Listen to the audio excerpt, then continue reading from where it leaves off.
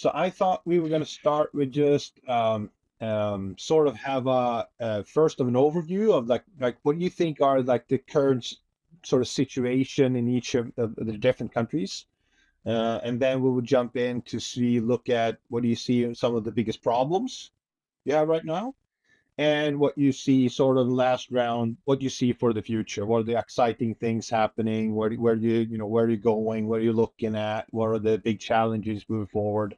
Um, let's start with my favorite country, of course, not Sweden, Denmark. So what's the situation right now in Tommy?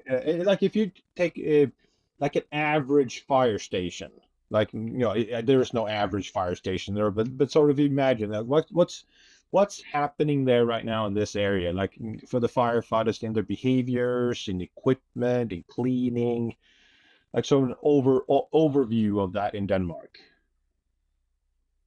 Well, as you mentioned, not two fire stations are alike, but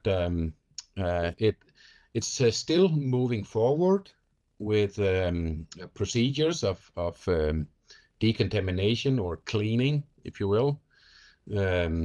More and more places have their own vehicle to go on the scene, so that the firefighters can shower within the hour.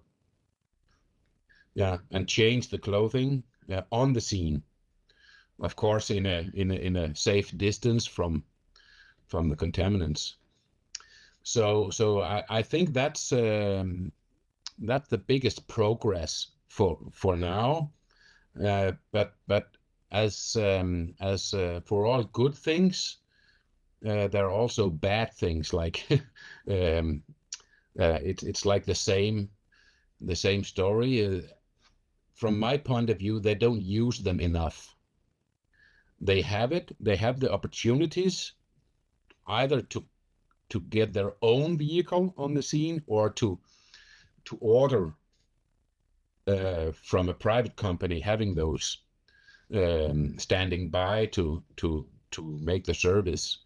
And so they have the opportunity, which is good, but they don't use them enough, which is bad, obviously, right? So what do you think are the reasons for it? The individuals not wanting it or knowing about it, or? Well, I think actually it should be an automatic protocol. If there's a fire, that, for example, a building structure fire, it should be called automatically. It doesn't happen today. It have to be the commanding officer on the scene who have to remember, oh, maybe I should call the cleaning truck. Yeah. Right. And they have that's so not many the first things. priority when people are shouting and screaming. Exactly. And there's so many things they have to consider on the scene. So it have to be automatically. And we know about that, like how many times do we send out vehicles to a fire scene, and half of the vehicles don't even get there before they are stopped and returned to the station, right? So the same thing could be done here. Every time there's a fire, call the cleaning truck. If you arrive on the scene and right away make the note that, oh, we don't need that truck, well, stop it and call it back. I think it's the procedures of how to order it to the scene. Would you say that firefighters in general, like if you talk about like individual behaviors, would you say that firefighters are wearing their BA as they should? Typically, do you think they're like avoiding smoke, sort of, if they can, sort of those kind of sort of simple behaviors? Again, yes and no. There's a lot bigger focus, and it's getting bigger all the time. However, if it's a long fire, it seems they don't wear it enough. Again, and they as long as there are no heavy smoke, they don't wear it. Yeah.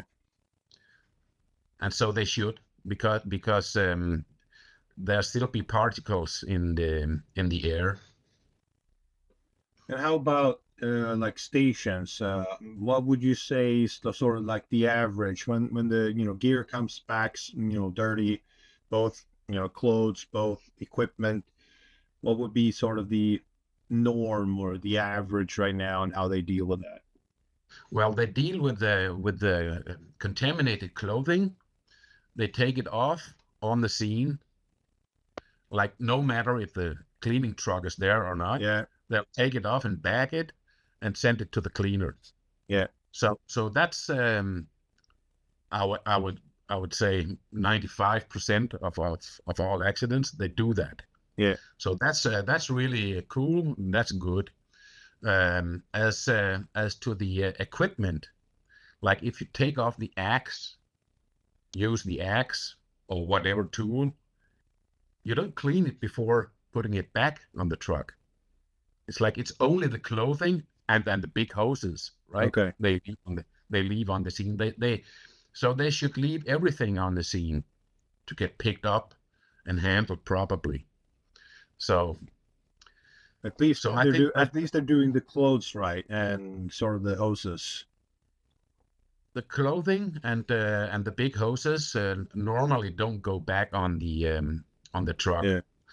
So that's good, but it have to be all the equipment, from my perspective. Yeah.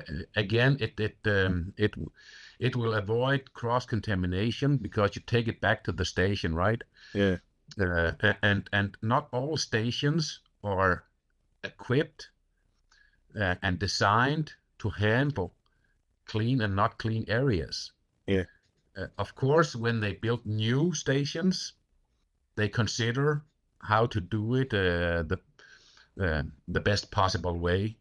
Yeah, like in Norway and Sweden as well. But you are far ahead of Denmark when it comes to building up and renovating new clean, not clean fire stations. Sure. And what would you say? Like, would you the clothes and would they go generally to private contractor for cleaning, or would it be the fire service themselves who washes it in their facilities?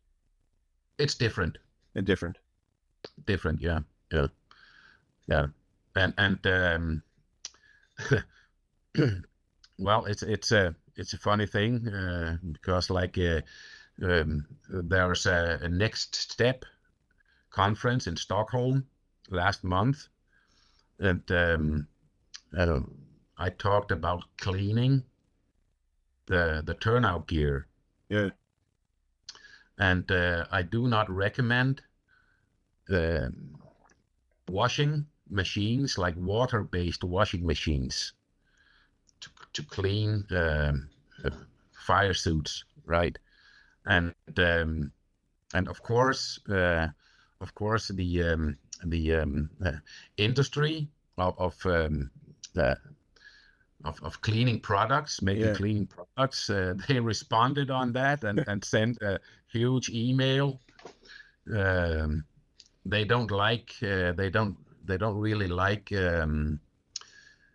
it when we say don't use water-based washing machines because there's a chance it's not getting clean enough. Well, it might be clean, but it should be decontaminated.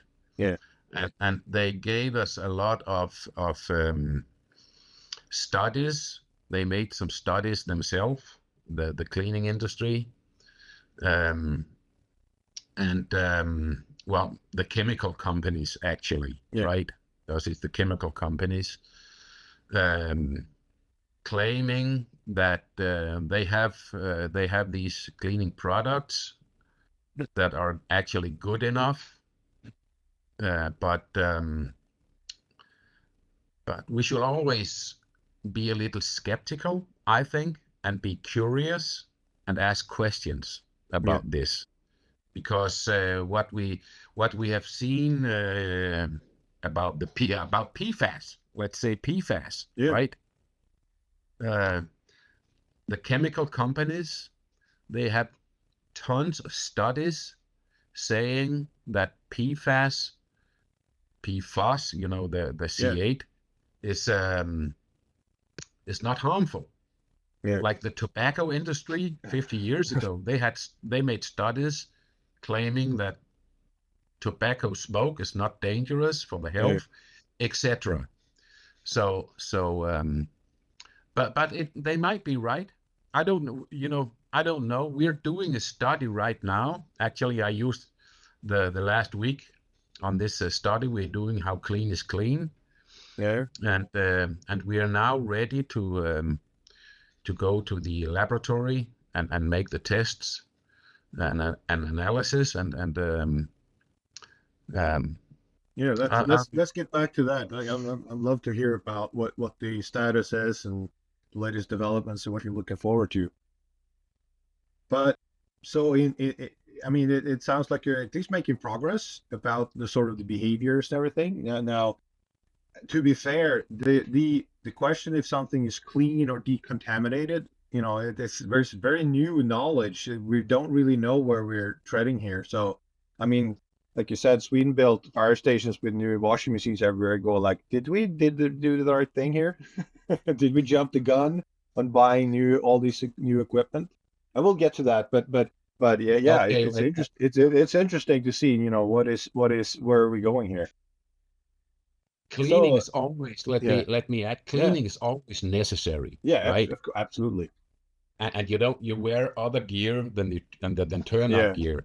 So cleaning is crucial, but decontamination is needed. As well.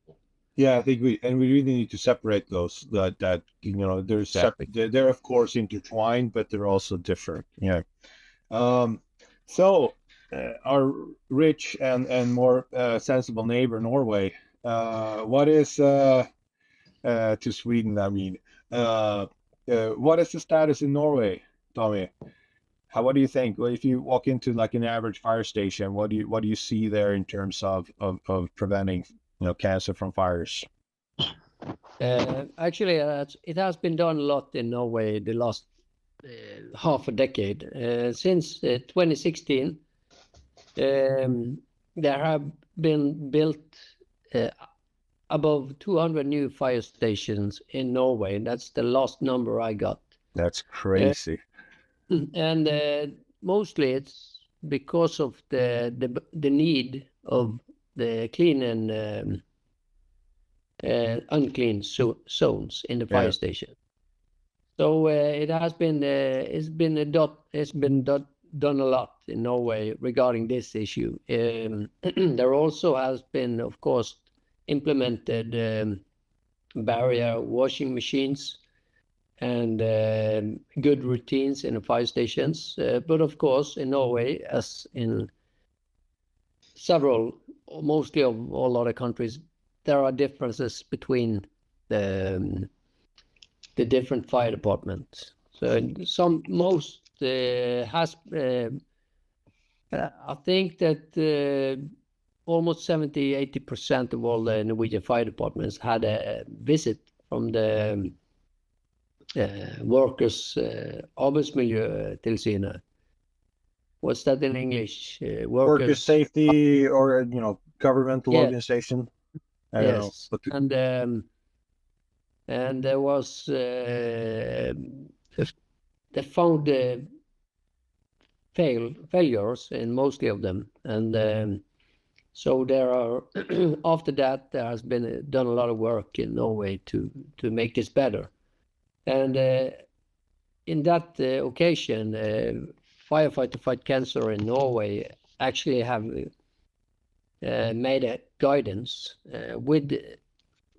made by firefighters that has been working on this issue for several years and built several fire stations to make them be as good as possible regarding logistics and clean and unclean zones and different barriers between clean and unclean zones. So, and that's still ongoing in parts of the country, and we are here in Bergen, where I'm from. we are doing that as well. We're building a new fire station now, and we are going to renovate all the others to make them separate the clean and unclean zones. And also, I know that there has been a big change regarding attitudes among firefighters in the whole Norway, and I think it has happened in Sweden and Denmark as well. But of course, it needs to be reminded evenly, or even firefighters can forget. So it has to be, we have the routines at the fire scene. You have the routines after an overhaul. When you would doff the gear, then you put it away like in Skellefteå method, and you separate the contaminated gear from the fire truck or in the plastic bags, which is air proof, and then you you drive it to the fire station for cleaning. We still have only cleaning with water and different chemicals, soaps in Norway, but we are also working on getting decontamination laundry. Yeah. There, I think we have it in place within this year. And it will be in Bergen as well, to get the CO2 cleaning system available in Norway. So that will be very good. Then we can also try to set up a possibility for the firefighters and fire services to decontaminate the fire gear evenly. Even though it's not after every fire, you can do it evenly twice a year. Like NFPA standards recommends, you can decontaminate the fire gear at this cleanery. So that's very good. That sounds great. I want to get back to that also, because also the reason why you're doing it and where you're basing it off and so on is really interesting. Would you say, like, when you have, like, in Denmark, are you starting to get sort of these decon and rehabilitation trucks coming out on scene, or would it be like to maybe have a shower out on the fire? Would that be something that is done in Norway? I haven't heard about a place in Norway where they have made it like that, because Norway is a quite different kind of country than Denmark. We have lots of mountains. It's long distances between the different cities. So it's not maybe not so sufficient to have such a cleaning method for the firefighters because it's too long distances between different fire services. Yeah. So, but in the big cities might be, of course, a good thing to do, but it hasn't been done in Norway yet, as I know. I don't see. I mean, there are lots of private companies running around with shower facilities and toilet facilities that used for parties and festivals and stuff like that. Have a contract with some kind of a private contractor maybe. The fire services have a strange philosophy of always doing everything in house and by themselves. And I think that is a problem, that we have to wash everything. We have to do all the. I think there's potential for more cooperation with both other agencies and other private companies, and Yeah, I totally agree. But you can outsource a different kind of things. You don't need to fire a firefighter to make the facilities okay for the firefighters out in the field. But I don't know. I think that we should learn from Denmark, from their experiences, how this work. I know that they are doing this in Germany as well, many places. So I think that's a good thing between this cooperation between the countries. We can learn from each other what is good and what you don't have to do the same mistakes, or we can learn the best practice from the other ones. So I think we need to learn more about it to adapt the system, but it might come as well. Of course, it's a good thing, to clean up the firefighters within an hour, and that's what we think. But how big is the fire before you send out the truck? How many firefighters are there? Are they staying for several hours, or are you sending them home after 1 hour to clean themselves up, and you get new firefighters at the scene? There are different ways of doing it, so you can keep the firefighters clean. But when there is a big fire, ongoing fire, you can't, of course, send away the firefighters. Then you need a lot of resources to keep fighting the fire. So what often happens is that the firefighter stays at the scene to get food, to get drink, they need to get new fire suits, and maybe fight fire for 2 or 3 BAs, and then you send them home. Then you have got new firefighters at the scene to keep it ongoing, to fight the fire. Depends on how big the fire is, of course, and where it is. Anders, who works in Stockholm, has never heard of a firefighter doing 2 BAs at a row. They just send in new firefighters all the time, and they go home and every year. He's a luxury firefighter. No, but of course, the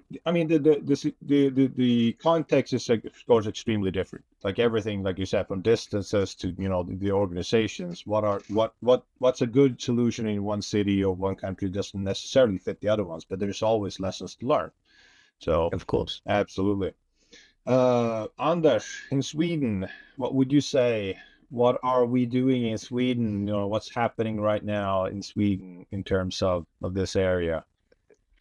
If we compare with Norway, we build a new fire station every 40 years. So we have 4 decades between new fire stations. So we have a lot of old stations that we have a lot of problem with the clean zones. But we work after the concept, the healthy firefighters.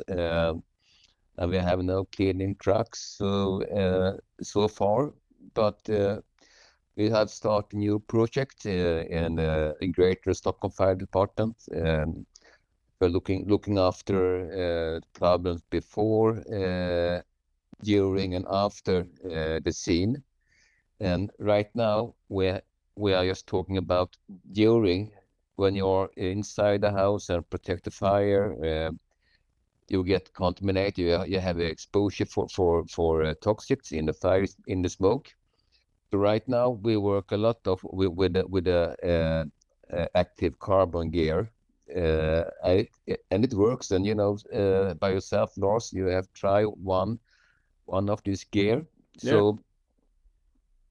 So I think it's a good step. I think you can talk about healthy firefighters and clean zones and dirty zones, but the big problem are that we have a lot of studies after the ERC study for last year that shows that the problem is grower and grower.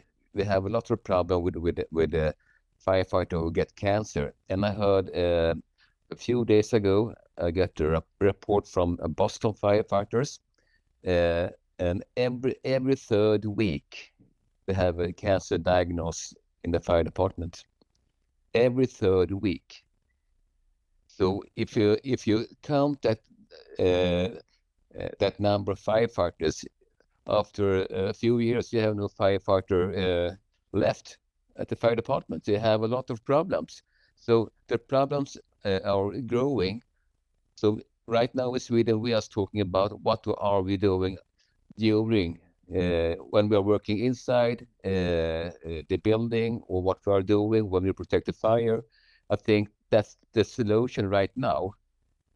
So Would you say that in Sweden, you know, we're going to get to that suit, for instance, you know, that's a very interesting one, and talk about, and, you know, how it would fit into maybe the overall picture of protecting firefighters. But go back to, would you say that the sort of let's talk about culture in Sweden. Would you say that firefighters are good at individually, like, taking care of themselves, meaning wearing their BA, you know, wearing their fire suit when needed? yes, yes, I think every firefighter, they know the healthy firefighters model. Everyone work after this model, and it works very good. But we have the problem, as I say earlier, how we can protect us while we fight the fire. But we have also a problem here in Sweden with the fire chiefs. You know, the EARC's study from last year, when they tell us that at the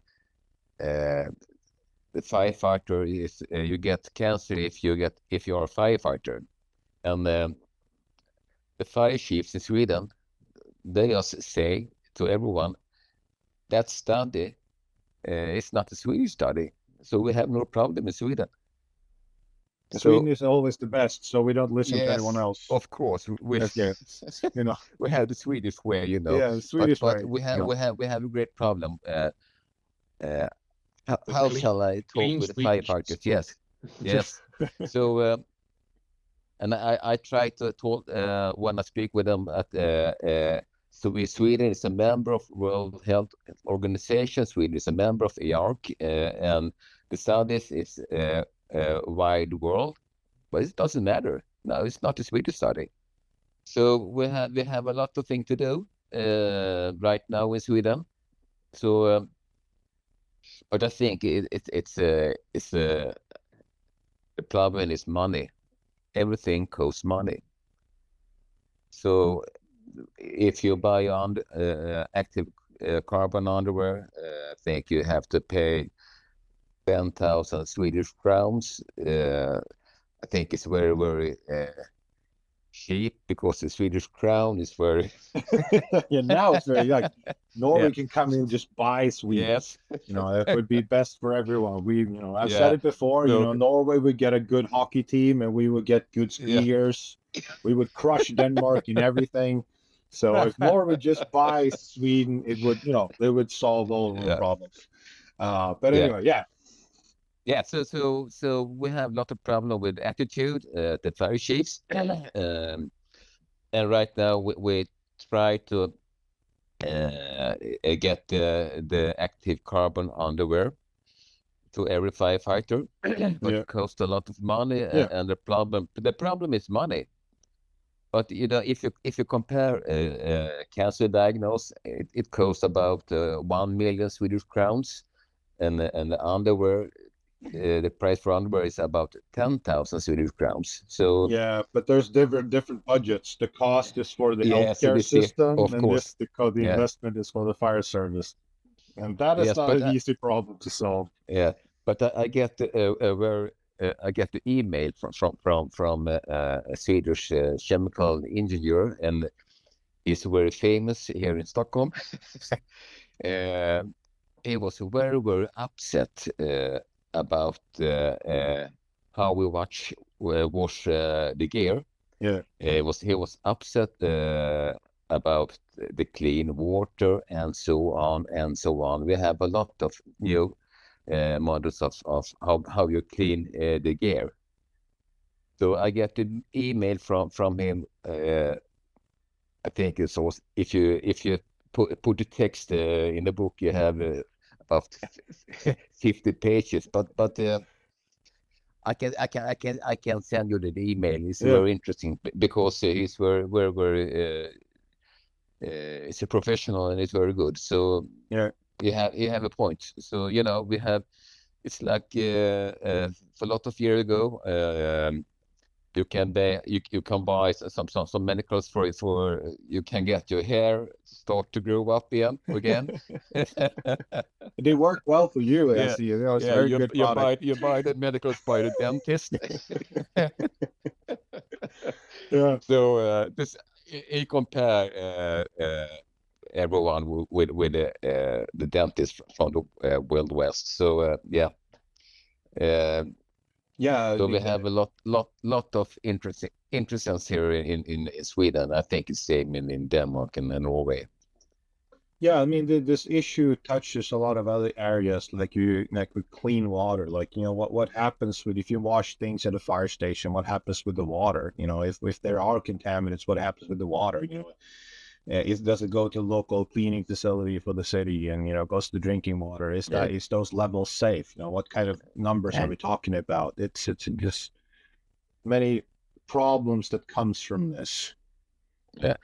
Yes, and he explained for me about the gear.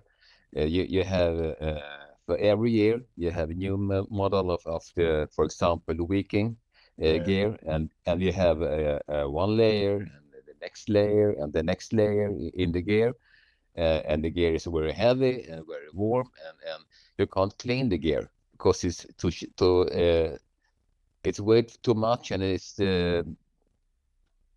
what to say, thick. It's too, it's too thick. It's too so thick, yes.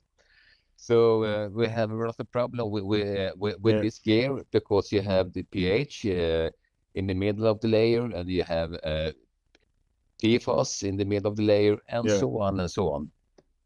Yeah, no, it's a really hard, challenging problem. Those, like, mechanically to wash it, and chemically to wash it.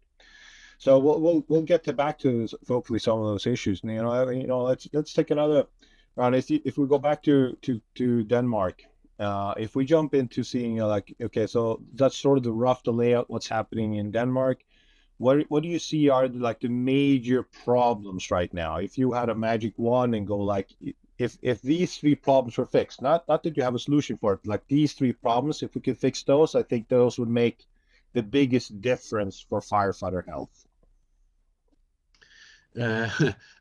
It's kind of reverse, I would say, because what we actually need, from my point of view, not only in Denmark but in all of the Scandinavian, European countries, actually is actually to for the workers' compensation board to recognize certain cancers as occupational, because as long as they do not recognize it, the steps for prevention necessary is not being taken. It's a matter of the argument is money. Oh, it costs too much, etc. But to be honest, I don't believe that. I believe it's a matter of priority, and if it's recognized at the workers' compensation board for those, let's say, 21 cancers in firefighting, they would be obligated to do everything they can to prevent.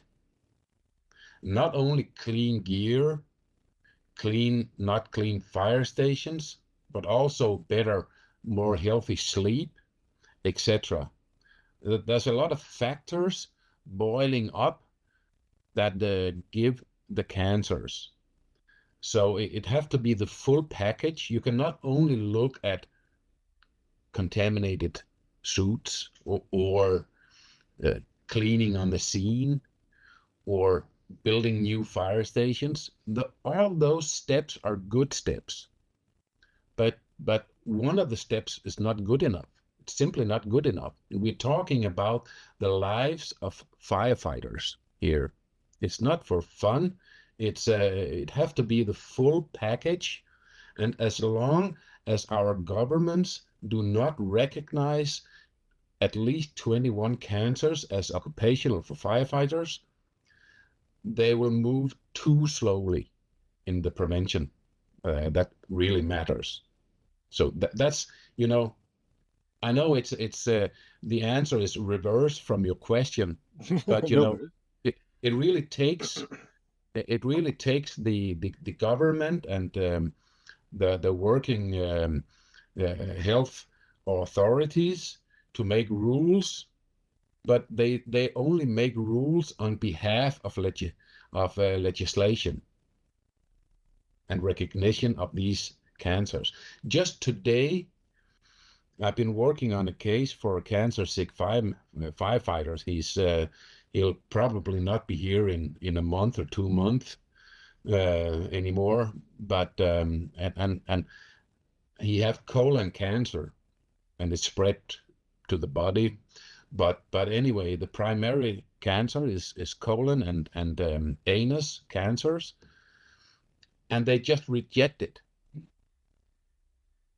No firefighter can get this cancer of occupation. And one of the reasons why is, well, he was asked, this man, he's a pensionist now, but he was asked, oh, so 30 years ago, from when he started, actually it was in the 60s he started as a firefighter. How many night shifts did you have?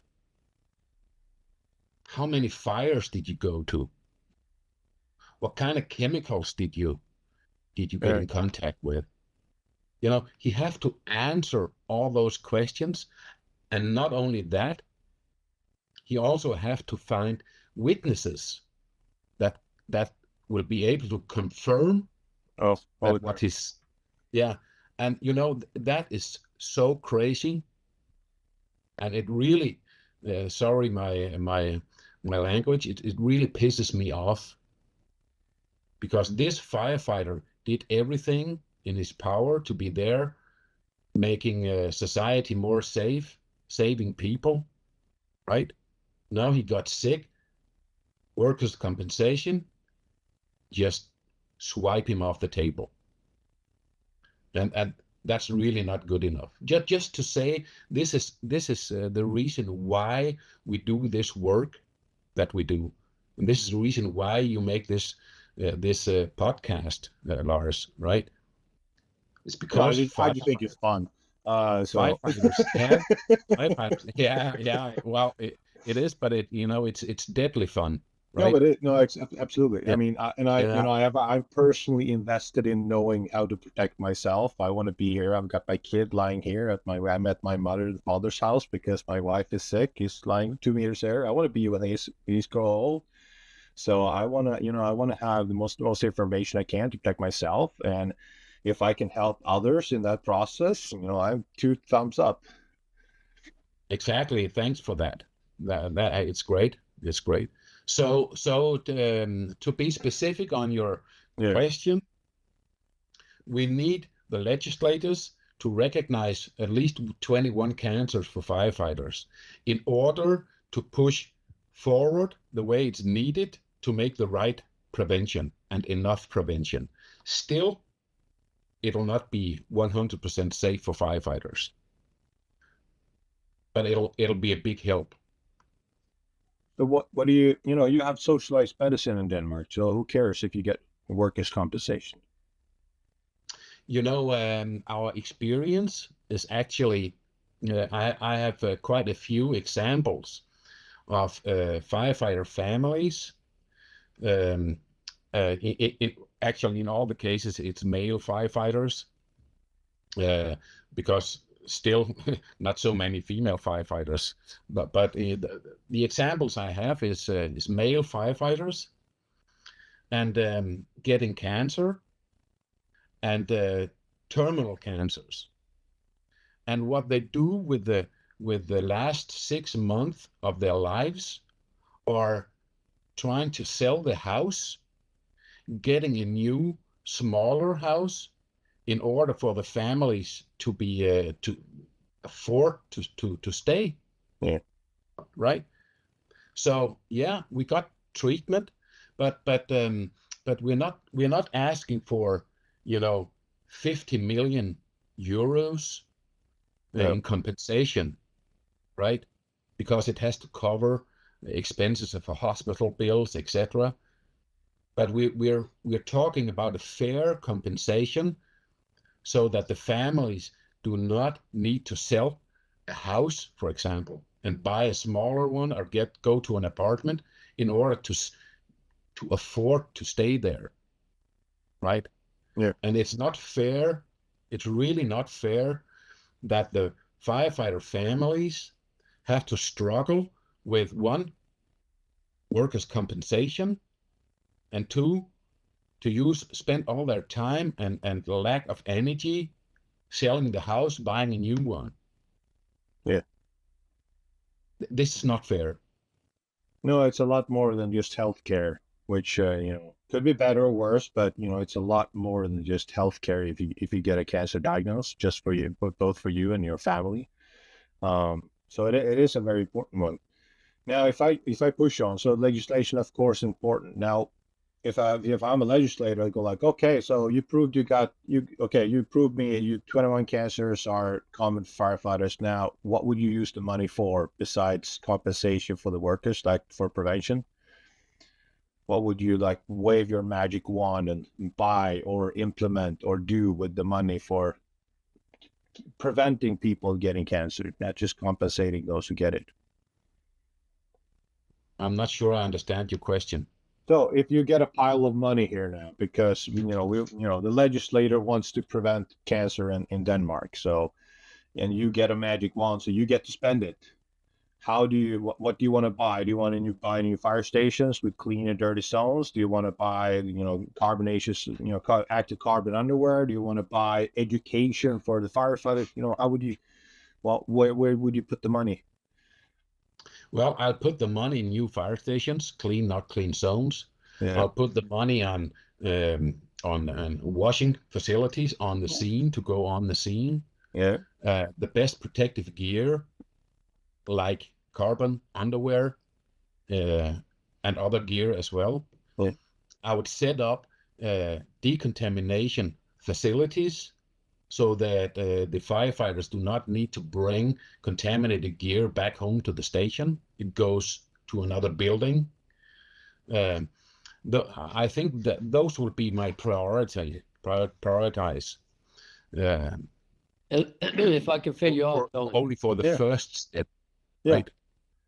Yeah, I think that you also have to put some money in science to achieve new knowledge regarding how to protect the firefighters, and also the cleaning issues. And one issue is actually the methods of fighting fire. How can we develop doing our work without the big exposure? What kind of equipment or methods can we use to avoid unnecessarily exposure of firefighters, and to avoid the exposure? That's a big thing as well. But you need money, and you need the science, and you need to do a lot of testing and trying to see how to make these achievements. Yeah, so that's also one big issue. And of course, I support all the other things that Tommy has mentioned. Well, I think you're right, Tommy. Science, of course, have a role to play, an important role, but science alone does not make the changes, right? And again, what is the good thing is also the bad thing, right? Because what our chiefs expect, or what the authorities expect, is what is the science behind, right? So the more science, the more questions are answered, but even more questions remain to be answered, waiting for more science. So that's what we experience sometimes here is there's not enough science. Once you start up science, you need even more science to back it up, to make it valid, right? So that's a big problem, and sometimes it stops us from moving forward. Sometimes, not. I know our countries are very different, but that's the case that we see in Denmark in many cases. But we need more science. It just does not have to stop us in progress. Like I'm doing science myself right now, right? So Yeah, of course. I agree with you, Tommy. But science, I just have to say, science have limitations. yeah, of course. But there are steps to do today to make us better, and then you need to achieve more knowledge to go further ahead. So you can't wait for the science. You have to do the things or the things you can do as good as you can, because this is what we know. We know it's dangerous. We know it's killing firefighters. We know what we can do today to prevent firefighters from exposure, and also, of course, regarding the legislation to make them and their families get taken care of if they lose one income, or if a firefighter dies of cancer. But also, one thing more is the knowledge amongst firefighters. You need to educate more evenly, education regarding how to reduce the exposure, so every firefighter get it from the early days in the career and evenly through the whole career. They're reminded of it, even though you get the education in the beginning of the career, you often forget something, or you don't follow the routines always. So that needs to be also educated, and they need to be reminded how to do it, and that, of course, routines, that is the easiest way to do it the right way. But I think you have mentioned very good points there, Tom. I agree. I agree with Tommy and Tommy, but I get a little bit upset about how we're thinking, because if we work with hazmat chemicals, you have a special chemical suit. If you are diving, you're swimming, you have a special suit. If you're climbing in the mountains, you have a special suit, and so on and so on. And right now we have a protection with the active carbon underwear when we are working with toxic gases or burning.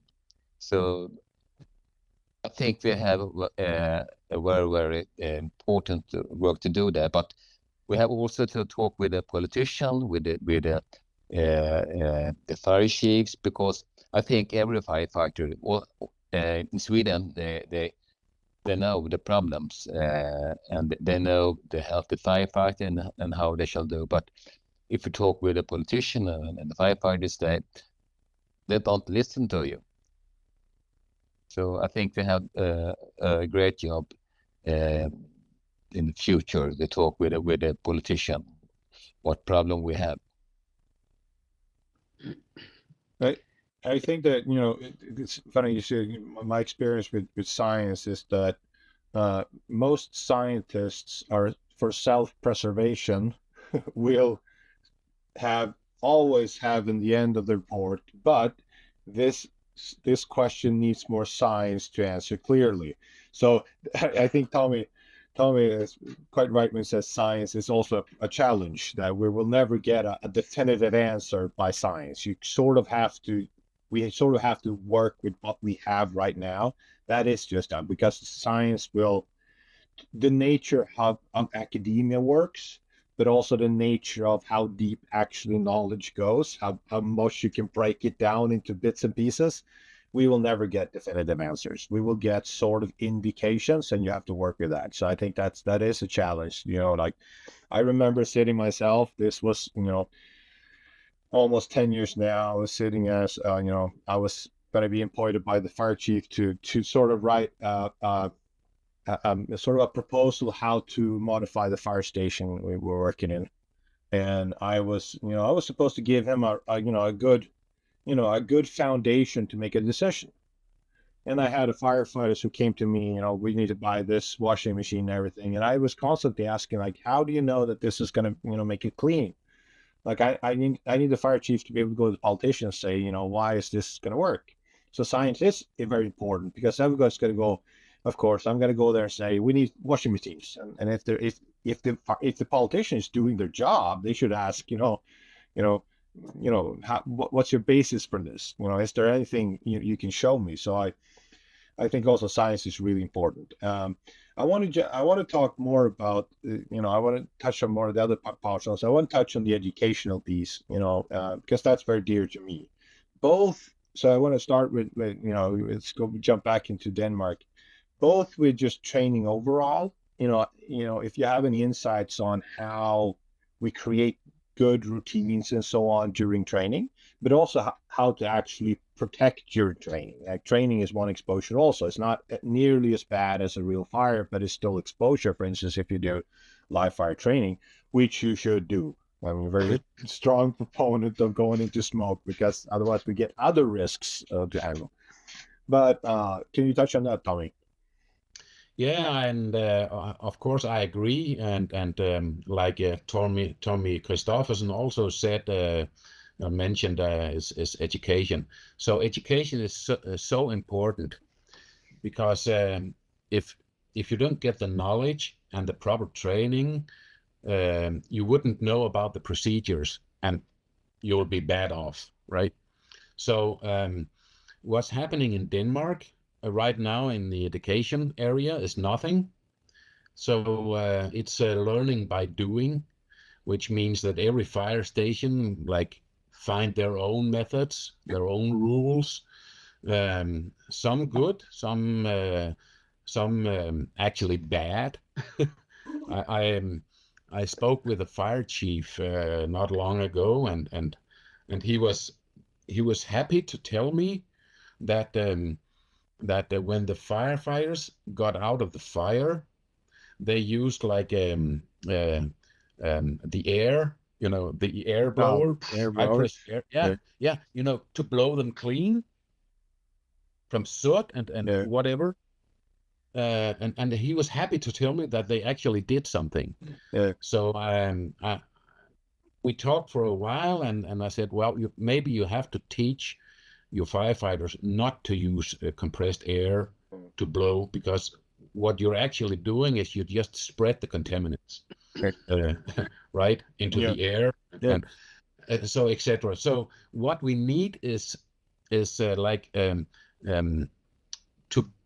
get protection implemented, like personal protection implemented in all fire training, not only in the school class, but all the fire academies needs to do it every time they may have a fire, even if it's a gas fire or a wood pellet fire or whatever it is. They should run over the routines of getting out of your contaminated suits, pack them properly, wearing masks and gloves and what have we, and go to the shower. All those routines should be implemented in the education. Otherwise, it's a waste of time. Like I used to say, you never see a firefighter leaving the truck without wearing the helmet. Why is that? I mean, if you're in the open air, you don't need the helmet, really. But all firefighters always wear the helmet, because something can happen. And that's one thing. You learned it in the fire academy or the fire school, why it's important to protect your head at all times. And you train it on the scene, on the the structure when you fight the fires and training, and all other trainings. You always wear the helmet, even if it's not necessary. Every firefighters have heard this a 1,000 times. Take on your helmet. But take on your helmet, right? So that's why they do it. It should be just as automatically that when they go out of the fire, they look for the place where they can change the clothes, look for the place where they can take the shower, get fresh clothing, and then ask, so now I'm ready again. Do you want me to go on another tour, or do we eat lunch or whatever, right? So we need that in all the training academies. And not only that, you have to rebrush it like every year. Like when you do training locally in the fire station, you have to refresh it, those procedures. So that's important. We don't have it in Denmark. I don't know if you have it in Sweden and Norway. I'm looking forward to hear what you have to say on this. What do you say, Tommy? Yeah, Norway, good. yeah, I agree. I totally agree with Tommy as well. But today they are at the Norwegian Fire Academy. There are partly implemented this both procedures and also teaching and education of it. And now, actually, in the beginning of 24, they are starting the new academy in Norway. It's a kind of public school they common people can apply for, and there actually we are invited to have half a day regarding this issue. And that's a part of the pensum, their pensum, and also. But I have to mention that fire chiefs and communities can buy lots of gears and equipments to make fire suits clean and so on and so on. But that doesn't matter if the firefighters doesn't know how to use it and have good routines as well. So you have to, this is working together. You have to have good facilities to have good routines, to have good knowledge how to follow the routines. So it's actually three things. And regarding the education part, of course, at the fire academy you can use other kind of fuels. You don't need to use tires or mattresses and so on. You can use low exposure gases. Like you can fire with gas, of course. You don't have to use, the most toxic stuff in the fires every time.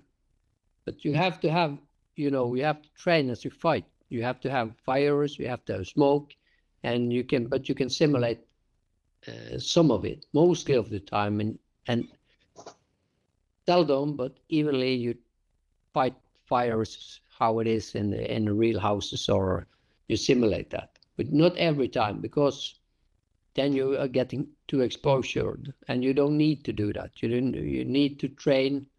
You need to train right, but it doesn't have to be in toxic environment all the time,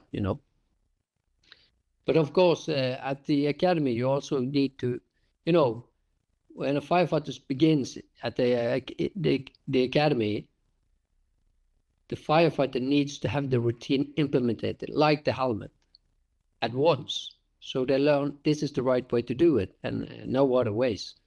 But that's a kind of cultural thing as well. It needs to be implemented, and it takes time. But my opinion is that is going on in Norway right now, and has been ongoing for several years. That the attitude, a clean firefighter is much better than a dirty firefighter. So it has been a big change, but we need to keep it going and keep reminding ourselves why it's important and how it is done. What do you say, Yes. Anders? How are we training in a healthy way in Sweden, or do you think we have improvements to make? Yeah, you need a mic on. Yeah, I think so. But I have to mention about the helmet. We also have what if you can call it a problem with always the helmet on your head, because when the firefighters are on the sea in the small boat, they have the helmets on. So I don't know why. maybe they're worried about the woodpecker. Yeah, it could go overboard. Yeah, that's for Yes, sure. Yeah. yeah. But so, but we have as Tommy mentioned here about you have to fight as you fight. You know, if you're a police officer, you have to go to the you have to have some exercises with your gun and so on. So even here in Sweden, we have with some exercises with toxic gases, and you know every gas is very toxic. We have if you have some wood, you have benzene and pH in that wood, so we have no clean toxics. But we also have we work with hot steam, and it's very good. Also with we have I think we have some petroleum gas. We have some machine. We get some fire and we get hot. So, but I think the exercises for a firefighter right now in Sweden, maybe they have one exercise every year in a real fire in the firehouse. So the other exercises with the hot steam and with the petroleum gas. So, but nothing of that is good for your health. But I think we're on the right way right now. So, but you have to, as I said before, you have to spit at the stone again and again and again. Sometimes the stone get wet, you know. So you have to spit at the stone. Yeah, it is. And like all, you know, these parts of this problem is, of course, human behavior, and human behavior is a very slow process to change. You know, individual human behavior is put into a culture, and cultures are sort of the most hard things to change. The fire service not unique. Now, so training again, like for me, is very important. Like I try to look at around the world and see what happens, but I'm biased because also when I go around training, I go to nerds, and nerds tend to be more, you know, educated about these topics also. So I tend to see a lot of the good implementations. I don't see the everyday. So I go around, go like, oh, this country is just great. But then I ask, you know, what's happening on other stations? They go like, no, they're not doing anything. So I get unbiased. But from my point of view, I go around the world, go like, oh, we're making progress. Like, you know, there's latex scrubs everywhere, and people are, you know, actively thinking about how to do it. Now, I'm not saying everything is done correctly to what I would, you know, think is correctly. I'm not saying I'm right. But at least it's giving people are actively thinking about it. And that goes a long way, that people are actively trying to figure out how should I, on a sort of on a personal level, how should I take my gear off in a way that makes less dust come off? How can I, you know, when I transition from my BA to my particle mask, can I make that process? You know, I'm doing simple things like I hold my breath and so like that. I you know, and I go like, do I have to do that? No, but it's the dose that's the poison. That's the rule. Like, you know, if I can limit a bit of here, then I can take a lot more here if I have to. Like, it's that, and I see that happening everywhere where I go, and that's fun. Because if I want to do fire training, which I want to do, I want, you know, people to survive it. That's one of the key metrics I have for training, and not just short term, also long term would be nice. So if you know, go like, if you know, take another round, look at, and I want to go back. I want to end with a little bit of personal egocentric questions about how I look at details, and I want to have your, you know, okay or not approval, but we'll get to that. I want to jump into those. You mentioned some of the things you were excited about, and that was in the works, you know, studies and so on. What's happening in Denmark? What are you working on about, you know, what's going to be released, or, you know, what are you excited about in terms of the future? Oh, there's a few studies going on right now. There's a big study on PFAS.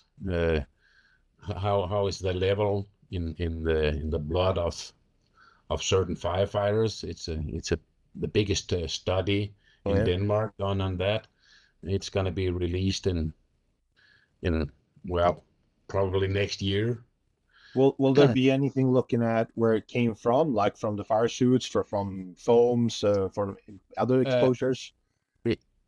Yes and no, because it is really difficult to tell. Of course. Because in 2015 it was banned in foam, but the chemical industry is clever. So if it's below 1% in contents, they don't have to say something to say about exactly. So there might be still, we don't know, but it's a national problem. We know it's a huge problem around fire academies, because there's been training going on for years and years, and they do call it the forever chemical. So it's hard to tell where is it from. There's actually right now also some study about surfers, because because we even found PFAS in the foam of the ocean. Okay. Right. And it's in the rain. Yeah. It's in the drinking water. Like, it's everywhere. Yeah. But if certain firefighters have a higher level of PFAS in the blood, it should point in one specific direction. So we were kind of keen to see what's the outcome of this study. So another study is a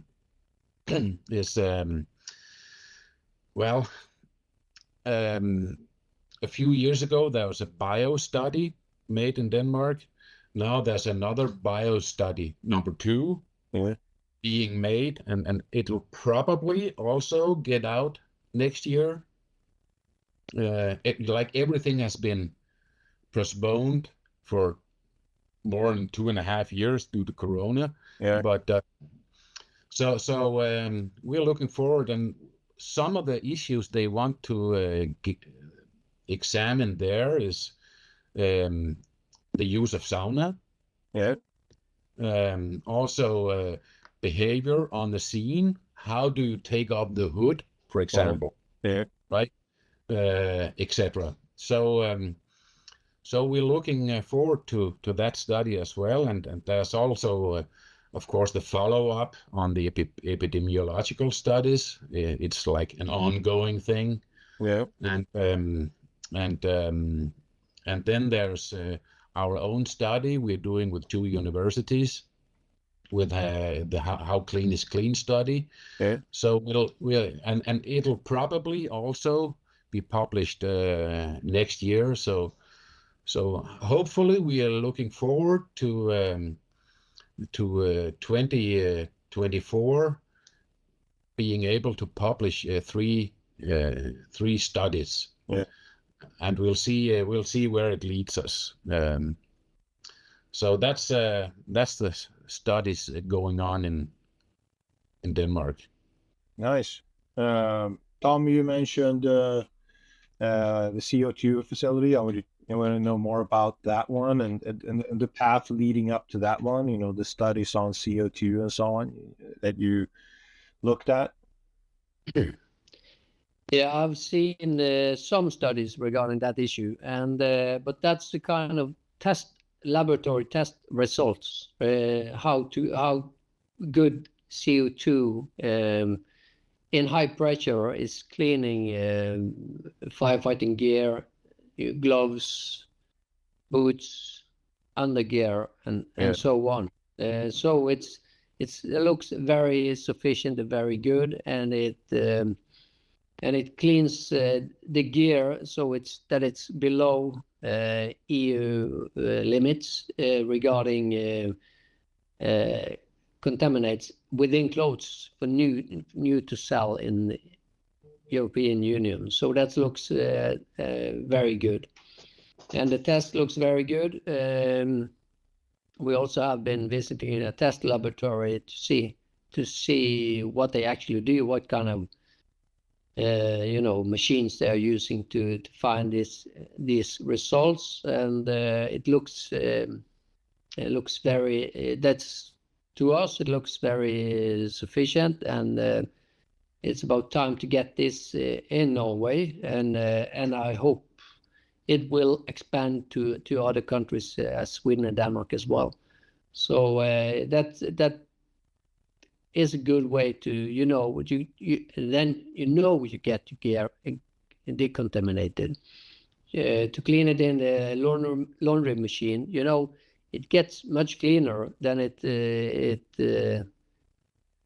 was before you cleaned it, but at least 40% of the toxics are left back in the suit, and and some professors says if you clean in this temperature with this chemical and do it this and this and this way, it might get cleaner. But that's it. Then you have the science again.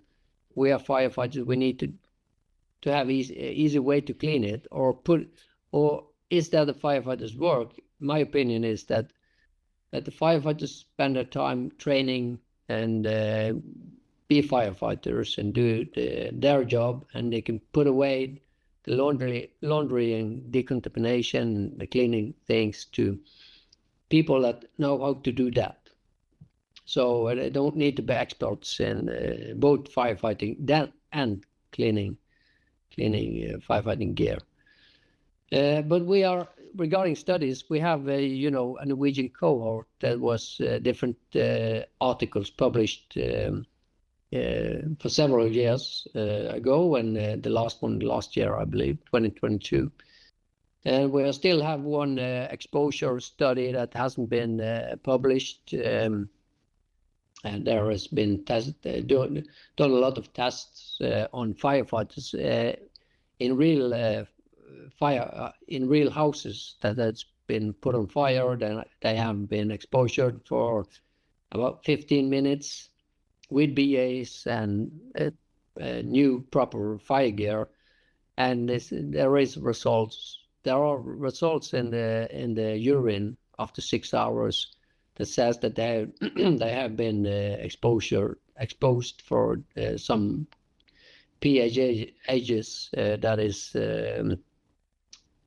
that it has been absorbed through the skin as well.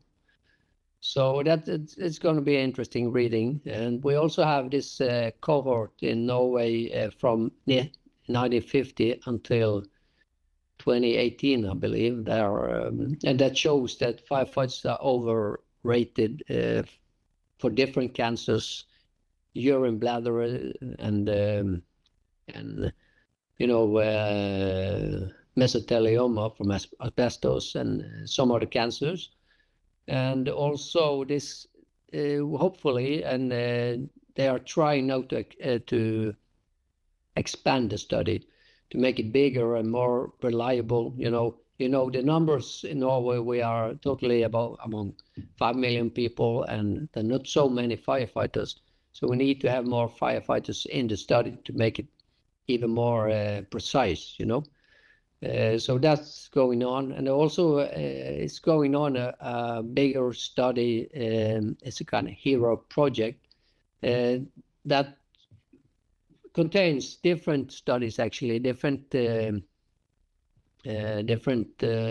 professors as well. But that study goes on what firefighting gear is the best for the firefighters regarding particles, and how to protect the firefighters from both heat and chemicals, gases, particles. So it's going to be interesting to see the results on that as well.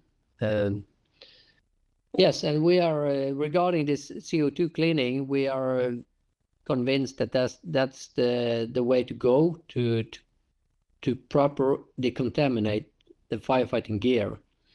So hopefully it's going to be on market available in the end of this year. And so it's going to be a good thing, I think. And Yes, sir. one good environmental effect on it is that, you know, all the decontaminates or the toxins, they doesn't get spilled out in the water or in the nature, but it is gathered up in one container, and you can leave it for special waste, you know. So it's a good for the environmental as well, and it also you know, laundry machine, it cleans, but it also destroys the fire gear. You know, we wash it so much that it the lifetime of the fire gear is pretty reduced. You know, so by doing the CO2 cleaning, you can also, you know, the lifetime of the fire gear lasts longer, and then it's actually a good economy, and also a good for the environment as well, you know. So I think that's a good thing. But I just want to mention one thing as well. That was, you know, Tommy talked about the legislation, and that's very important. In Norway, we have, I know, some about 30 firefighters getting their cancer approved as occupational cancer. So we are very happy on that. But when that's said, it's the burden of proof is on each and one of them, and you have to prove that you're exposed for different cancers, different toxins in the right fires, you know. And you have to have the studies to show the connection between exposure of fire smoke and the toxins there and the cancer they are hit by, you know. And and that's a big problem. So we have followed one firefighter with prostate cancer and supported him, and he was in the Supreme Court last year, yeah. And but he lost the case because of the burden of proof.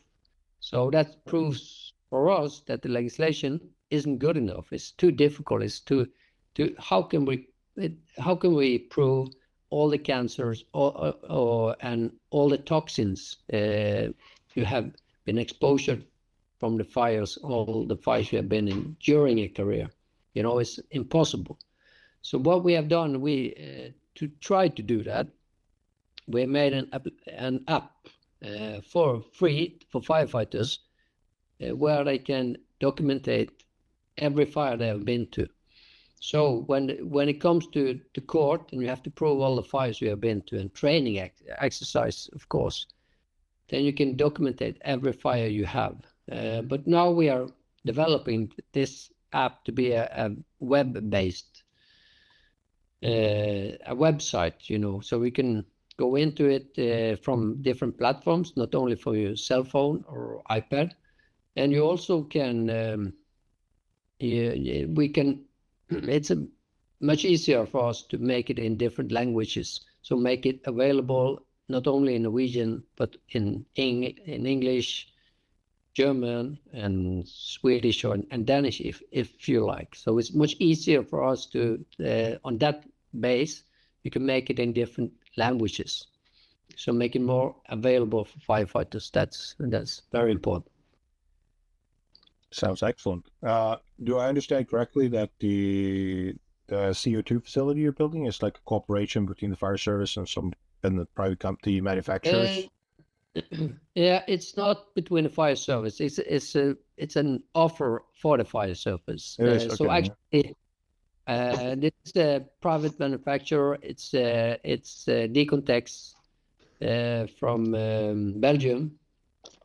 And also the Norwegian Firefighter Fight Cancer is also a part of it to make it happen in Norway, to make what it all started with speaking with the Decontext in Belgium, and we asked, what can we do to get this to Norway? And then we have started to work on it, and now we finally makes it happen. It's been a long process, but we look forward to have it in Norway. Awesome. That looks great. Before we jump to Anders, and Tommy, you had a sample of brandy or something that you wanted to share with us. It's not the unhealthy urine. No, it's just because when Tommy talked about the benefit for the environment using liquid CO2, the decontamination system, I just wanted to show you. It's just a small sample. That it has been even more because I shared some to some laboratories. Yeah. But this comes actually from LCO2 decontamination. Yeah.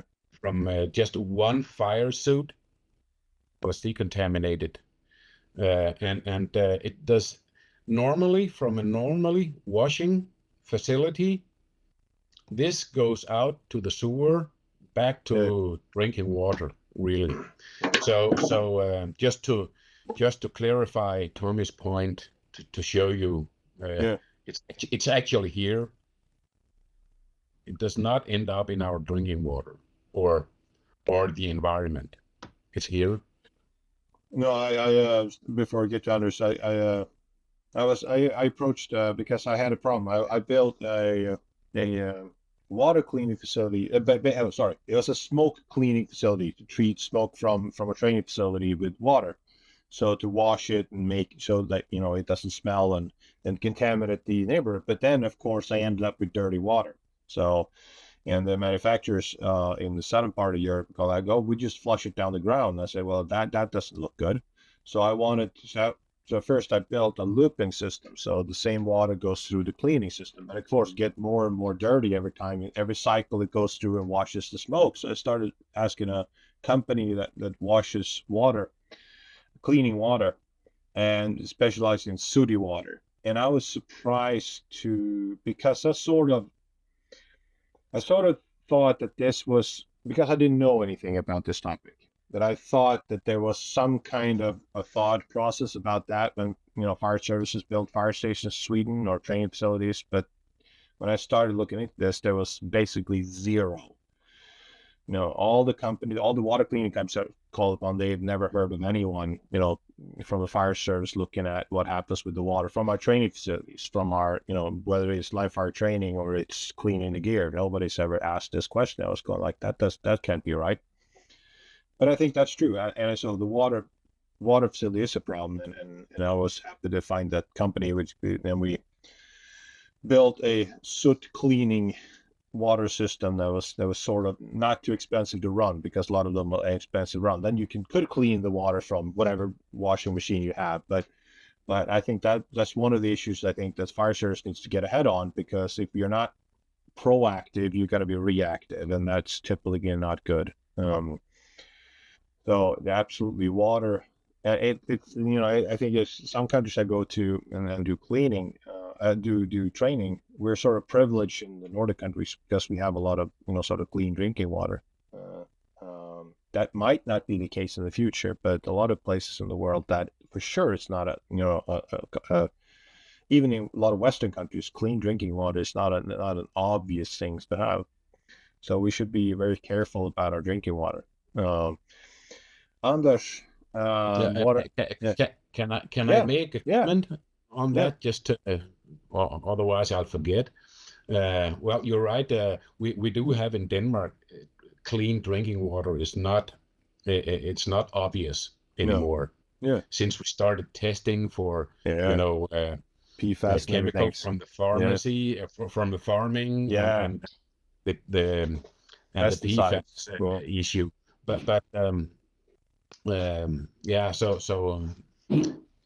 so it's not obvious for clean drinking water, and then we have to take really good care of that.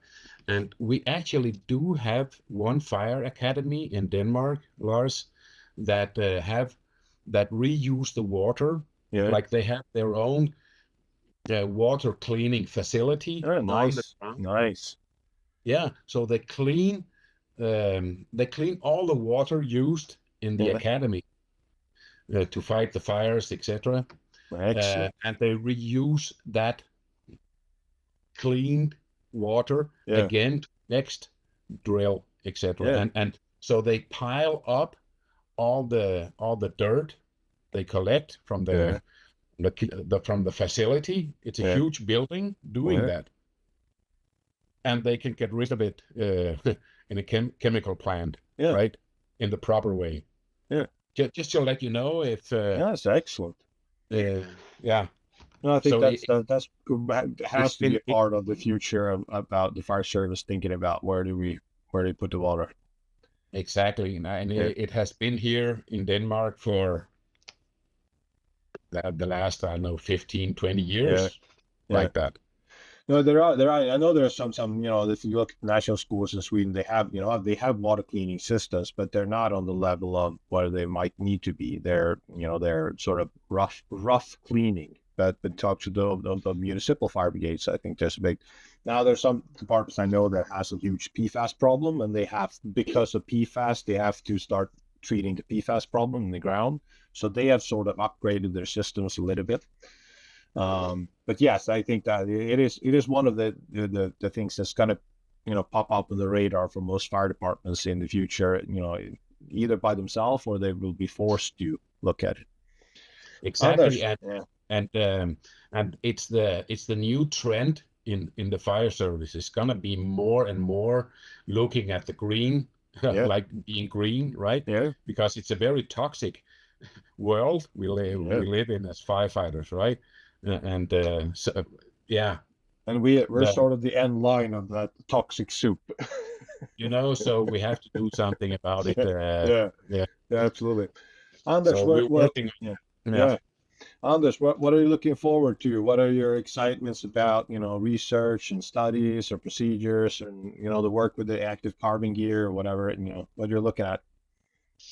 Yes, we're looking at, we have started a big study, University of Chalmers and University of Lund.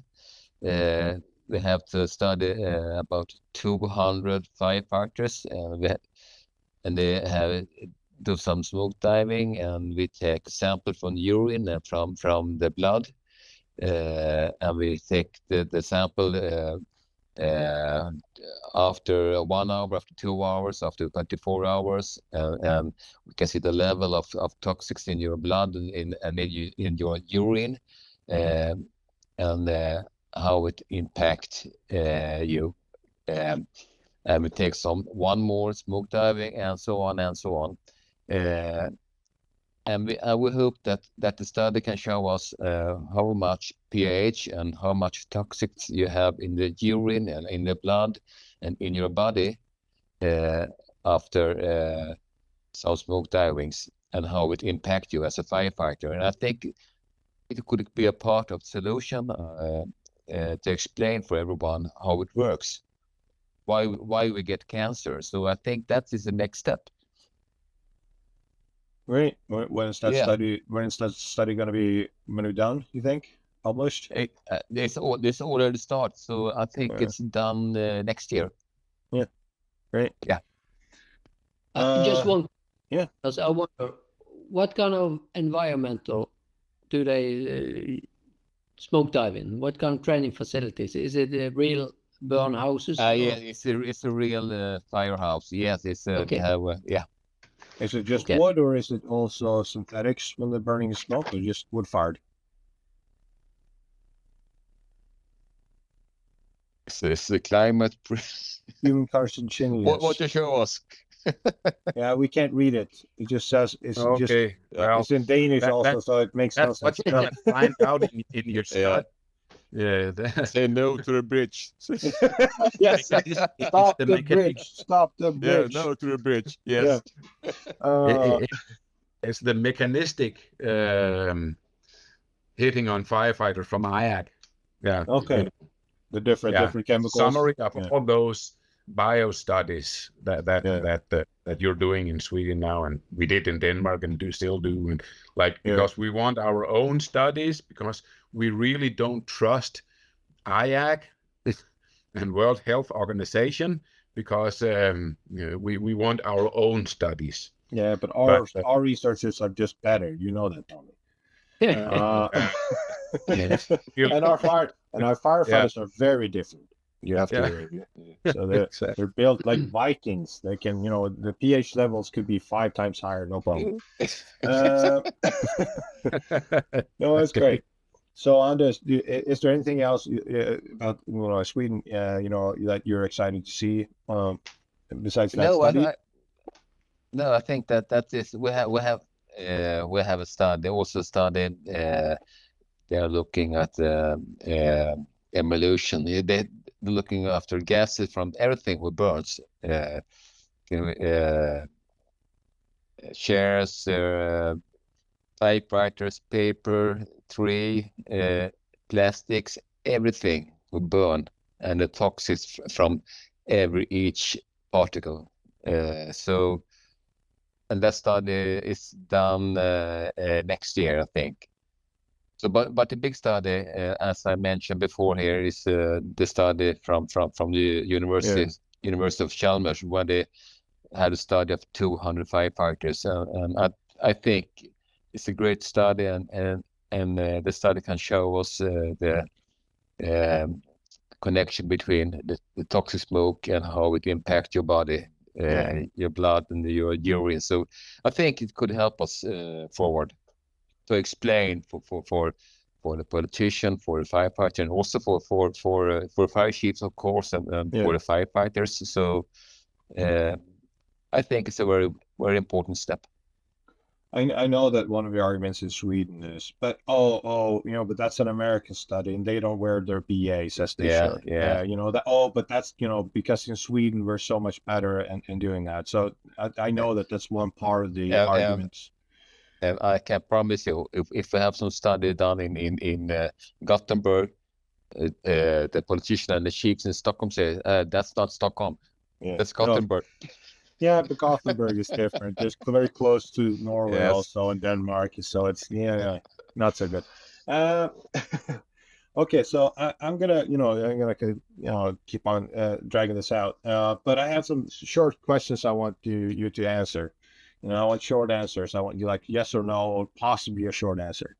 Sort of like, because from a personal matter, right now when I do fire training. Of course, I try to stay out of the smoke. So that's sort of good. I try to stay out of smoke as much as possible. Before, during, after. If I don't have to be inside, I try not to be. I don't have to stand in smoke outside. I don't try to be, whether I'm not in gear or not. I just try to avoid smoke. But given that, when I'm in smoke, now I have an active carbon underwear. But I want to ask, because a lot of people don't have that, or sometimes I don't have access to that because I'm traveling, I can't maybe bring it, or I forgot it, or whatever it might be. I know I asked this question the last time we had a conversation. If I'm going to have an underwear under my PPE, under my fire gear, would you prefer? I guess you're going to prefer long sleeve and long legs because the more protection you have, there's another barrier. But would you prefer synthetics? Or would you prefer wool or cotton in solely the aspect of protecting yourself from carcinogens and be able to wash it in a normal washing machine? Tommy, do you have any answer? Yeah, I prefer cotton with carbon. Cotton with carbon underwear. Exactly, because it's the most natural thing, or maybe Himpus. Or stuff like that, something that is not polluting too much. Because textiles are one of the most polluting industries in the world, and that's crazy. So I know that. So that's my answer. Tommy, any thoughts on that, on underwear? Yeah, of course, the best protection you get is from the carbon underwear. There's no discussion. But if you look aside on that, I prefer wool because that's breathable. It keeps you warm and when you are cold, and cold when you are warm, and it breathes a lot, so you get moisture away from your body. So when you fight fires, you don't want to be too wet on the skin when it's getting hot, Yeah. So, so I prefer wool in layer. So is there still any thoughts on wool being harder to get rid of the pHs rather than, like, for instance, cotton or synthetics? I believe that it's quite similar, but if you have the CO2 decontamination, then you can clean it at the same way way you do it with a fire gear, and then that kind of combination is quite good. But if you just have a normal washing machine, because that's what I have. Yeah, I if you have, I will recommend you to use the carbon underwear, of course. Yeah. And if not, I recommend you to use. I recommend wool, and I don't think as far as I know, it's not more difficult to clean that than it is to clean cotton or synthetics. Oh, yeah. But on the other hand, I know that some wool products isn't possible to wash in a higher temperature than 30 degrees. Yeah. But if you get the right products, you can wash in actually at 60 degrees, and it goes very good. So then you have pretty much the same washing methods, and I believe it's getting evenly clean, both of them. Yeah. I love wool too. I love wool person. I think my underwear is Norwegian too, and it can take 60 degrees because that was one of my requirements. I have to have it 60 degrees. It's very nice to wear under the active carbon wear, and if it's cold or something, it's very nice to wear under that also. Then I get dual. I get the comfort from the wool, the comfort, and I get the added protection from the active carbon. Anders, do you have any thoughts on? Yeah, of course, I prefer the active carbon underwear, of course, and textile is a cotton and polyester in that underwear, but of course, wool is very good. I think for about 40 years ago, when I started as a firefighter, we have the fire gear was in wool. So the other lady, and you never wash it. It stood up by itself when you left it. And you just knocked the old carbon out of the outer layer when you start a new shift. Oh yeah, that was a good old days. Okay, okay. So for the outer shell, now this is my thoughts. I basically now I consider my fire gear to be dirty. Even if it's washed. I just consider it. Of course, it's cleaner, but I consider it dirty. I never touch it, never wear it unless I have to. I think it's madness that we have fire services that go to road traffic collision with contaminated fire gear. It's just madness from a financial standpoint and from a health standpoint. Like people go to, I have this comment all the time. Part-time fire station go to a medical call and firefighters would rumble in, but clean fire gear in someone's kitchen, go like that. It's just madness. But anyway, so for me personally, I look at it as unclean. It's dirty, and I have my underwear to protect me from the suit, basically. But when it comes to the suit, you can respond to that also if you have any other concerns. But for the suit, I am nagging manufacturers about an overall. I want an overall. I don't want the gap between my pants and legs, because I just do training. Speed is not an issue for me. I understand that sort of for operational use, and for comfort use, people want a divided jacket. If they only use the fire training, I think an overall would still be better.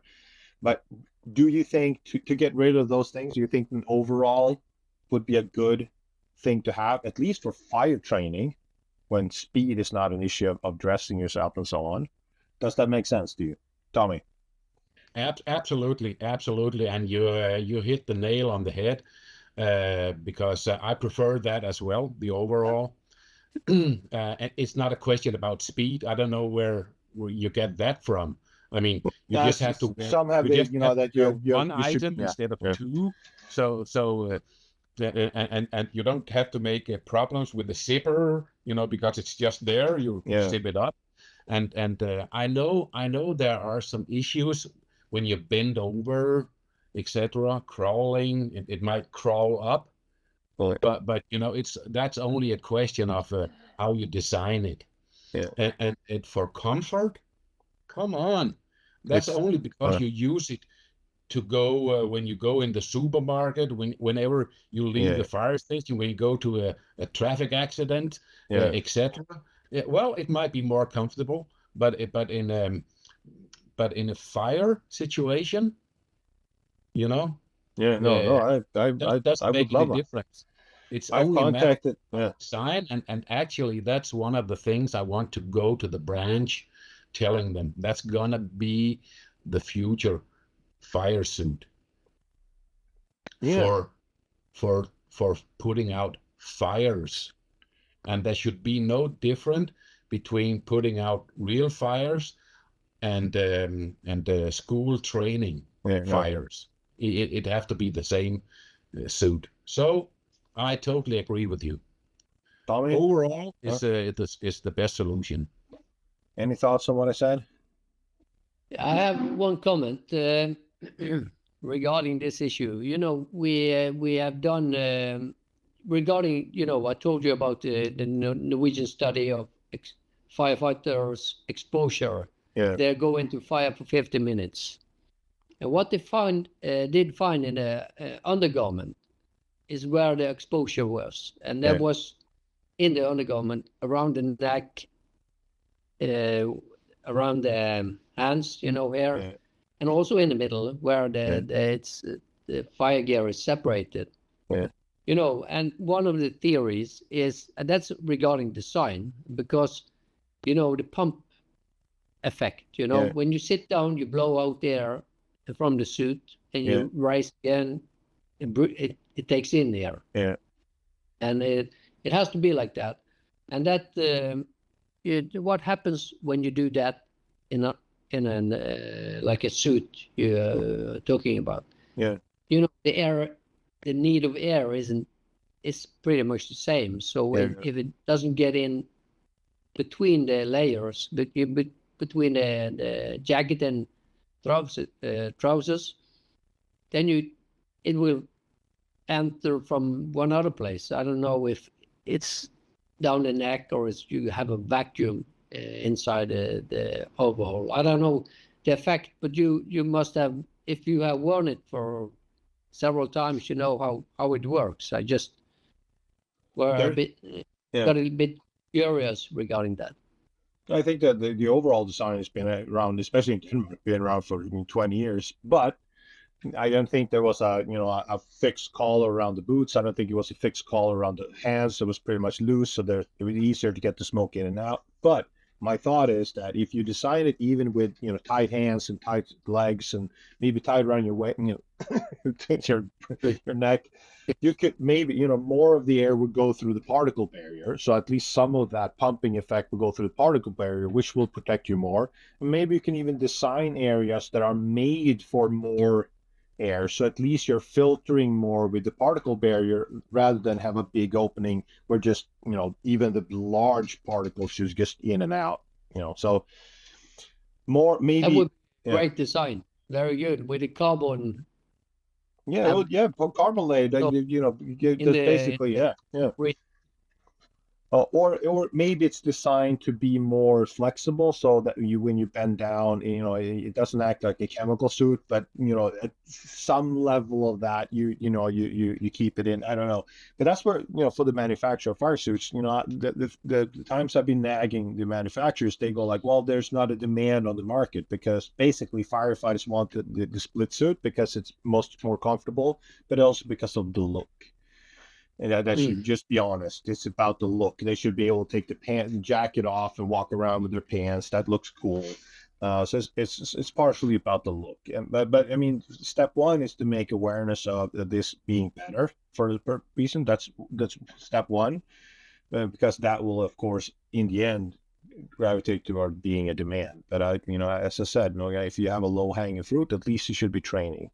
All the training suits should be more adapted. And then if you have real suits for real fires, because they have to go to a traffic accident, with your jacket off. You're thinking wrong, in my opinion, but at least low hanging fruit would be training. Anders, any thoughts on the design of fire suits and what I said? I agree with everything you say. I think overall is a much better protection. As Tommy say, you have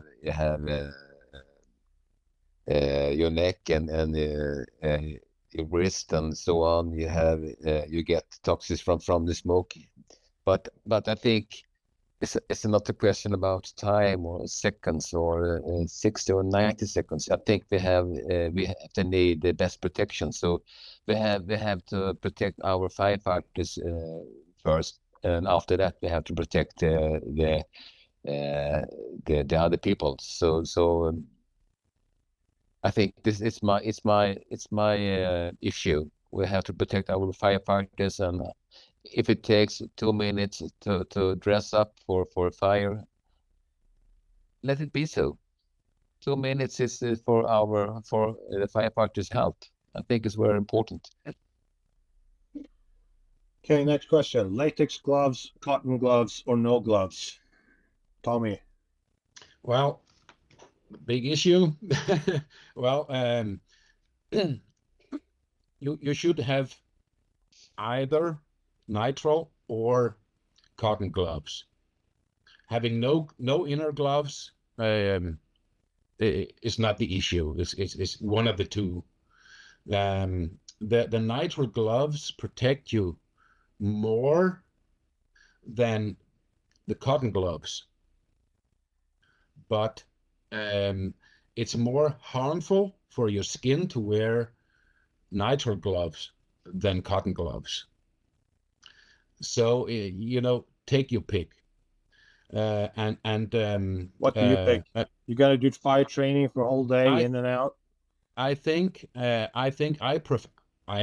prefer cotton gloves, especially now where we have more and more electrical vehicles, batteries, and the way they burn. It's kind of you all saw it. It's like small or big explosions, right? And some of the stuff that hits you, for example, on your hand, your gloves, it keeps burning, and it's burning through the gloves, through the jacket, and into your hand. So ask yourself, what do you want to wear when you burn your hands? Do you want to wear cotton gloves, or do you want to wear nitrile gloves?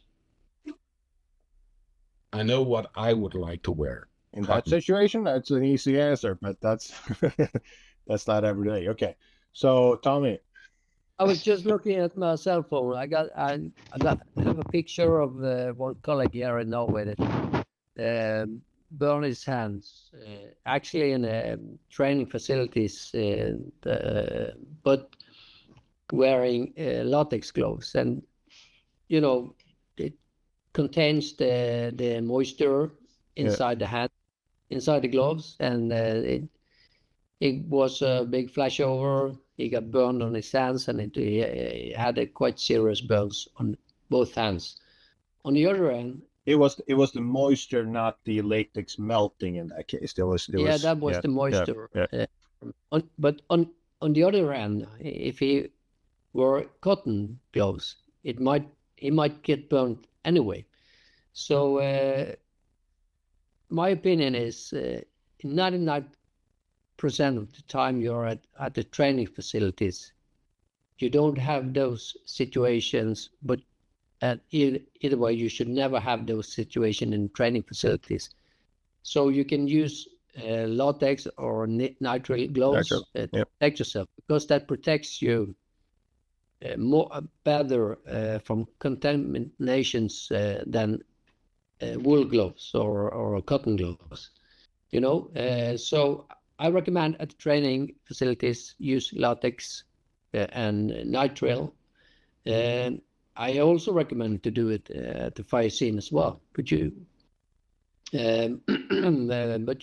have to be aware of if it's you need to cool down the gases, cool down the temperature, the way you work, fighting the fire, so you don't get your hands shouldn't be exposed to that high temperature that it turns into fire wounds, if you understand what I mean. Yeah, absolutely. So I recommend to do that, even though there is a possibility to get I don't know what fire wounds at the hands.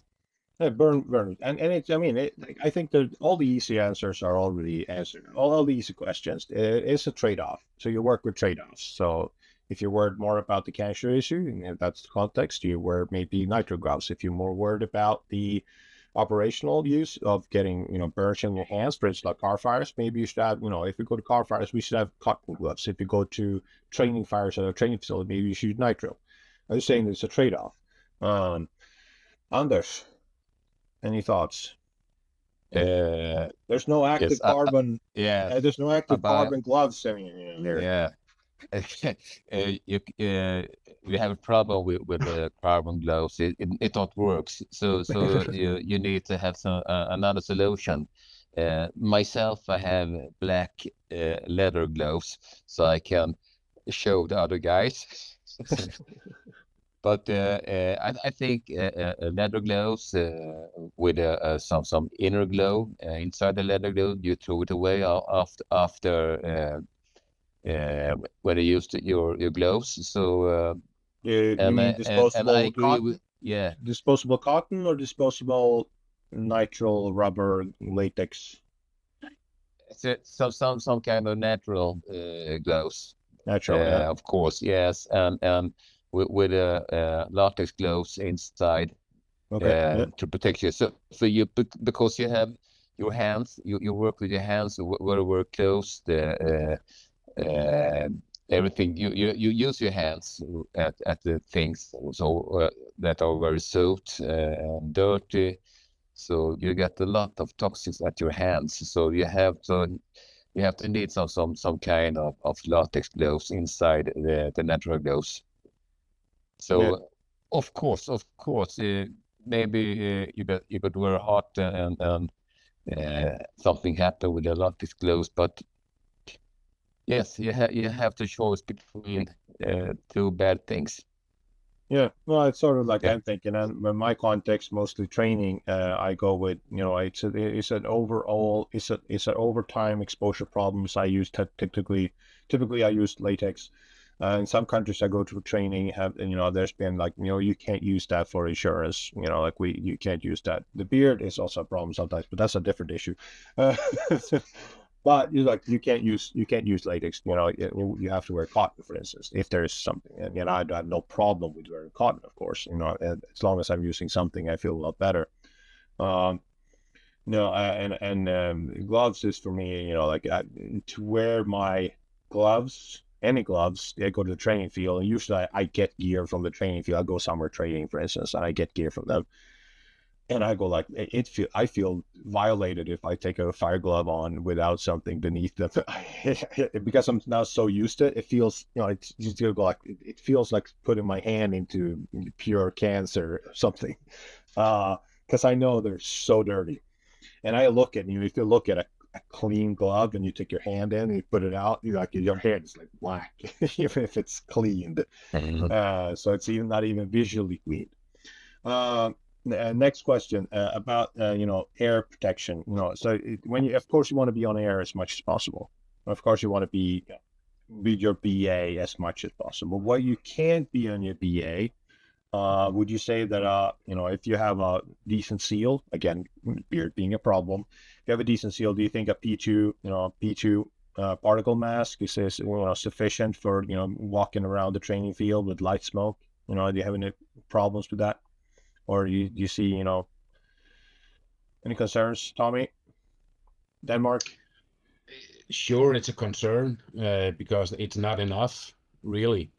It should be full breathing protection to be safe. Particles, most particles are so small, they are not visible. You can't see them, you can't smell them, you can't taste them, but they are there. Yeah. We know that as a fact, right? Yeah. So you breathe them in, thinking you are safe because you can't taste it, you can't see it. But if you walk around the training facilities in the light smoke, whatever, just go there. You don't do any work. Just go there for a day, some training sessions, whatever is going on, and you go back to your wife. Yeah. I promise you, she's gonna say, "Why didn't you take a shower? Because you smell like smoke." But I know it's not possible. Like, you can't wear the breathing apparatus for 8 hours in a row, right? So take the next level. Yeah. If you have to be there, right? Again, it's not possible for firefighters to be 100% protected. So this is why we need proper legislation and compensation for cancer-sick firefighters, because we're not able to make 100% protection. Tommy, all right, thoughts? Yeah, I agree with that. Tommy says, the particles, you can't see them, but if you take a picture, it's with blitz on. You almost don't see anything. With the flash on. Yeah, because of the flash. Yeah, and we have tried to do some different things in Bergen. Even though you use PF2 filter mask, you don't protect your eyes. So if there's a bit more smoke, you get irritated in your eyes. So you have these masks where we have active pressure inside the mask, but it isn't a mask that you. It's not. Is not. It's a full face shield. Yes, it's a face shield. Open face shield and overpressure inside. Yeah. And the air that comes in there is a small motor, a fan that filters the air that goes into your face, and then you are protected. And that's what. I think if you're on a training facilities, then you can protect yourself very good from breathing that air. So that might be a solution. But if not, of course, use the ordinary PF2 filter mask. It's much better than wearing nothing. Or if you go with a BA on your back without using a mask. Like often happens. It's both heavy and doesn't do any. But it looks cool, so that's a plus. That's always a plus. You got to remember that. So it's very important to look cool, Tommy. That's very important. Of course. Anders?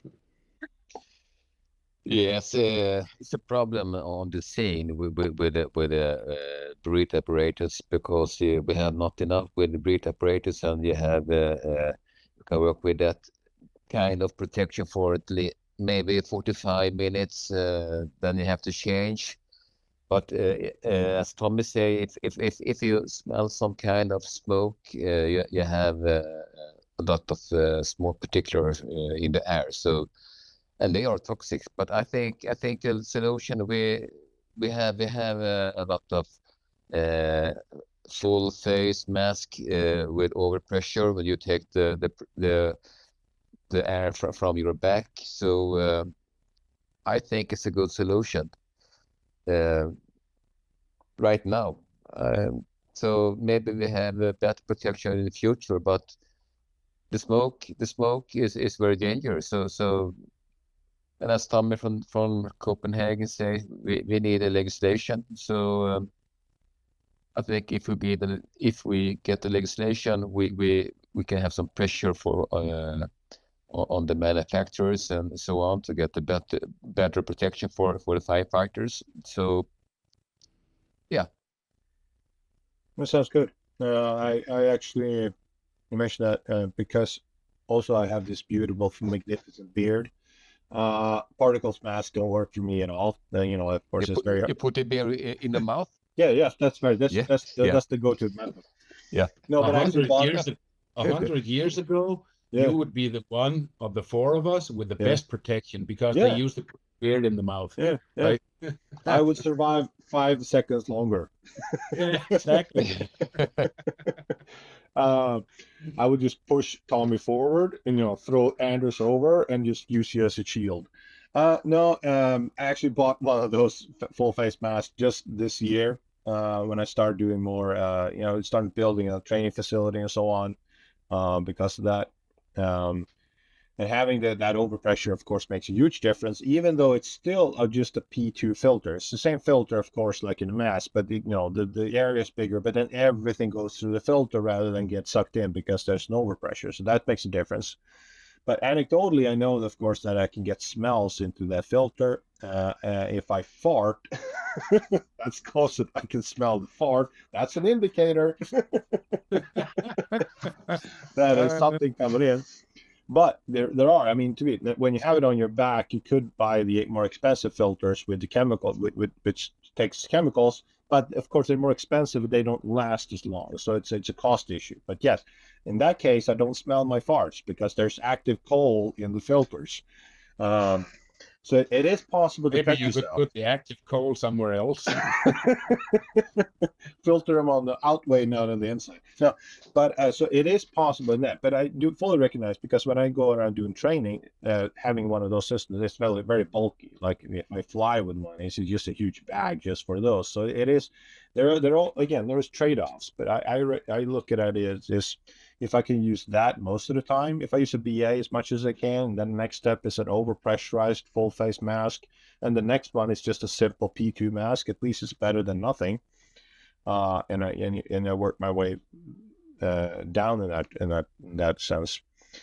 I'm gonna quit. I have you see here, he's been quiet all the time. He's sleeping here. Oh, look at that. Yeah, Wow. I was worried he's gonna wake up, but he's been sleeping like a baby should be sleeping. Like a baby. Or, yeah. Like when I didn't have a baby, I didn't recognize that saying. I go, oh, sleeping like a baby, and babies don't sleep well. I guess you know. Exactly. I go like, that doesn't make any sense. No. So I should round this up and go to bed with my kid. But it's been excellent. Thank you again. Together, I hope you. I think you're doing a great job for our countries, making this issue better. For me, again, I want to make myself more healthy, and I also want to be able to. Again, it's a very core issue. I want to be able to do fire training as realistic as possible, and that means we have to protect ourselves during training, and that's a huge key issue for me. Unless we invent, toxic-free, real high-fidelity training, which is not on the market yet, at least in terms of virtual reality or something. So it is very important that we are proactive, also from the fire nerd perspective, to do fire training. So I thank you very much, my friends. Can I say, Yeah. and this you can use. We are the Nordic firefighters, and actually we work together. Yeah. We've done that for years on health issues and cancer issues, and now we joined up actually We did that in the Stockholm conference, and actually we made Anders our first secretary in this like group that we formed, and we actually even made a logo, and you can use that. Oh, nice. Nice. Yeah, absolutely. And you'll link that in the podcast if you know. Do you have are you working on like a joint website or something where you gather materials, or would it be better if I link to the second? Yeah. No, we don't have a website, and we're not gonna make a website because we'll keep working the way we do. Just formalized our cooperation. Excellent. Right? Like we're obligated to share knowledge, like we always did. But you know, making this joint logo, excellent, is excellent. Yeah. No, again, I think, you know, just the step to everything is the first step to everything is awareness, and that, you know, creating awareness about a problem, a solution, and so on. That's just step one, but that's hugely important. Have a good evening, gentlemen, and I'll talk to you later. Thank you. Have a good evening. Have a good evening. Bye bye. Thank you. To you Bye all. bye. Bye.